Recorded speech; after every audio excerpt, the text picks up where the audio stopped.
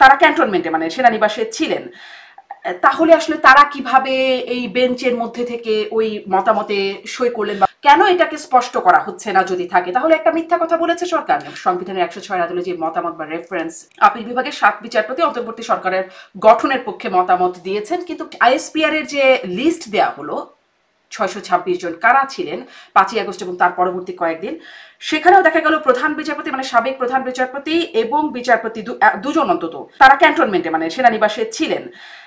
তাহলে আসলে তারা কিভাবে এই বেঞ্চের মধ্যে থেকে ওই মতামতে সই করলেন? ১০ মাস পরে এসে এটার কি প্রয়োজন চিন্তা করেন। ধরেন কিছুই হয়নি, কোনো 106 এর রেফারেন্স নেওয়া হয়নি, মতামত নেওয়া হয়নি, কিন্তু সারা দেশের মানুষ অন্তর্বর্তীকালীন সরকারকে গভর্ন করবার জন্য সম্মতি দিয়েছে।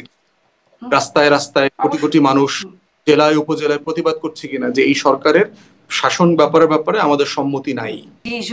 এই জায়গাটায় কেন গেল যে এটা হচ্ছে আইনগত ভিত্তি? এটা বলার প্রয়োজন কেন হলো? আপনি কেন বলছেন ধরুন এটা নাই? যদি সত্যি কথা বলে কেন সেটা বলছে না? কেন এই ডিবেটটাকে জায়গা দিচ্ছে? সেই শুনানিতে উপস্থিত আইনজীবীরা পর্যন্ত আমাকে বলেছে যে এখানে এরকম একটা শুনানি হয়েছে এবং সেই মতামত নেওয়া হয়েছে। যেহেতু একটা প্রশ্ন এসছে, রিটেন জাজমেন্টটা অথবা যে কোনো ওপিনিয়নের যে একটা কপি সেটা পাবলিক করে দেওয়া দরকার। যে কিসের ভিত্তিতে 106 যদি এটা না থেকে থাকে, আমিও এটা আজকে খবর নিব যে আপনি বলবার কারণ আমি এটা মাথায় নিয়ে এর আগে আমি এটা মাথায় নিব।